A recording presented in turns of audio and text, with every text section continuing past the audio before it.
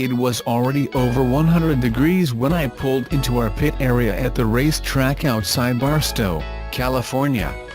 I would be off-road racing in a few hours, but for the time being, I had ample opportunity to play in the dirt with the 2016 Nissan Frontier Pro-4x pickup truck.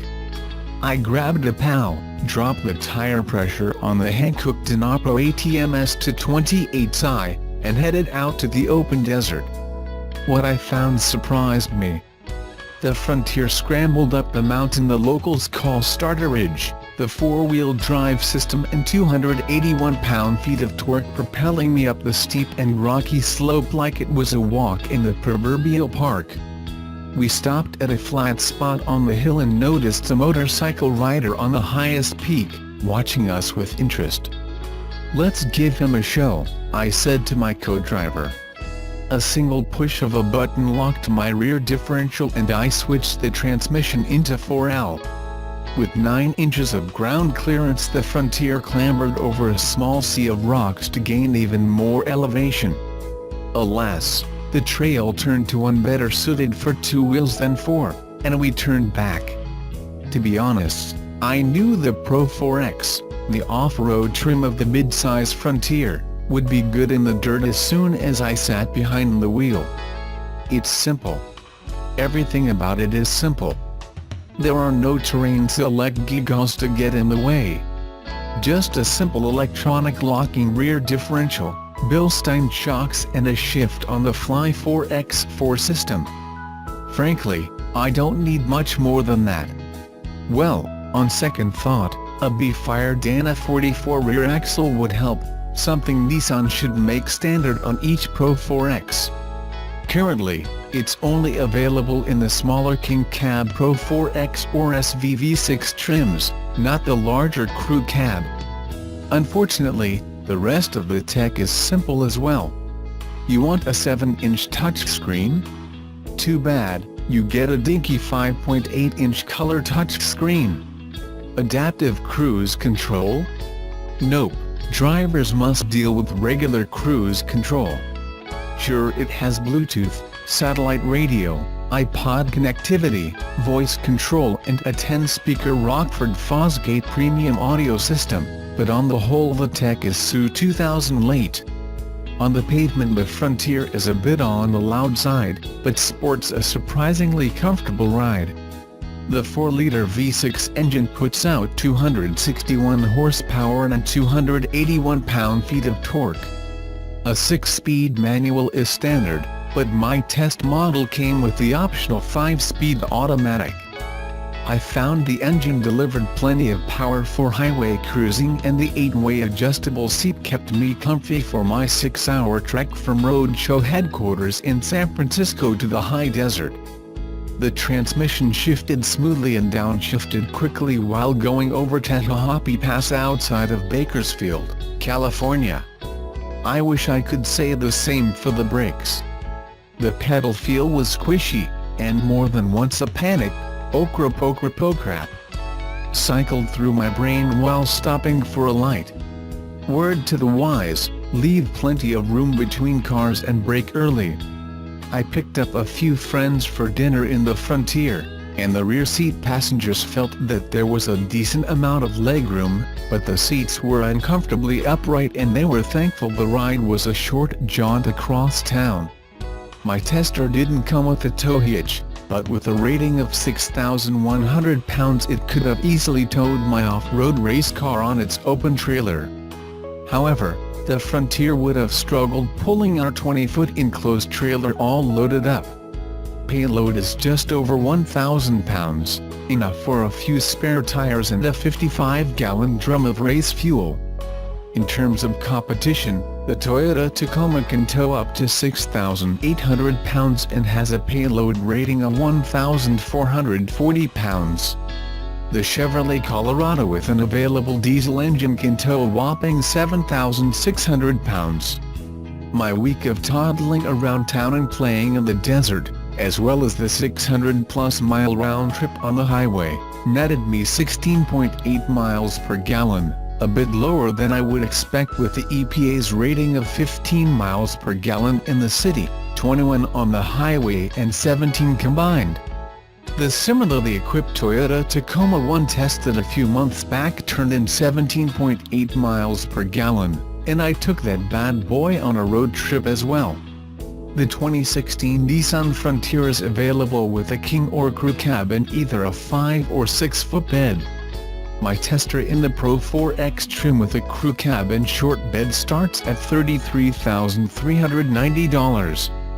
With options and destination charges the total comes to $36,525. I could do without the optional and ironic Pro-4x luxury package, for $2,100. Luxury while off-roading? Who needs it? The sunroof baked the leather seats while out on the trail and led to glare so intense as to render the infotainment screen unreadable. The Frontier is the old stalwart of mid-size pickup trucks. It certainly lags behind the updated Toyota Tacoma and Chevrolet Colorado, and doesn't hold a candle to the downright luxurious GMC Canyon. Indeed, the competition is priced similarly and offers more features and interior technology. Instead, the Frontier is a truck for those who just want a truck. It's simple, easy, performs well off-road and offers a comfortable ride on road. Just don't expect anything too fancy. The second-generation Subaru XV compact SUV is apparently 95% new. It doesn't look it. A side-by-side comparison with a first-gen XV confirms sleeker headlights and tail lights, a more upright grille, different fog light surrounds and a slightly changed treatment of the lower rear bumper. Even the cladding around the wheel arches looks the same and the fundamental shape is, well, very familiar. Believe it or not, the shield metal, which is shared with the latest Impreza small car, is all new too. Check the vital measurements and the new XV is 15 mm longer, 20 mm wider and has a 30 mm longer wheelbase than its predecessor. Overall height is exactly the same. Boot space is identical at 310 liters, although split-fold the rear seat and it grows to 765 liters, 24 liters more than before. Clearly, Subaru has decided not to mess with a successful formula, visually at last. Under the skin, it's a different story. The latest XV is based on the new Subaru Global platform, which Impreza debuted late in 2016. It's claimed to deliver all sorts of benefits in terms of dynamics, refinement and safety. On the latter point, the XV is a 5-star ANCAP performer. The latest version of Subaru's FB 22.0-liter direct injection 4-cylinder engine drives all four wheels via a continuously variable transmission. This is now the only transmission available as manual models have been dispensed with. Underneath, the XV picks up Subaru's updated constant all-wheel drive system featuring active torque vectoring handling assistance and the Forester's X-Mode system to bolster low-speed off-road capability. Mike Sinclair went into this in some detail in his first drive of the new XV in Japan earlier this year. Output is up to 115 kilowatts and 196 Newton-meters, a bump of 5 kilowatts, but 0 Newton-meters, over the previous XV. Considering the top specification 2.0 IS model we're testing here is 34 kilograms heavier than its predecessor at 1484 kilograms, it's fair to suggest you won't be noticing the power boost. Yeah, it's familiar and sadly, a bit underwhelming. If ever an engine could use a turbocharger for some low rev torque assistance, this is it. Or swap it for the 2.5-liter Boxer from the Forester. The engine does perk up from about 4,000 RPMs and by then it's starting to get pretty noisy, not unruly but intrusive. Mundane, earnest, uncomplaining, uninspiring. That's Subaru's FB20. It's saved from being a deal breaker by the CVT. Yes, you read that right.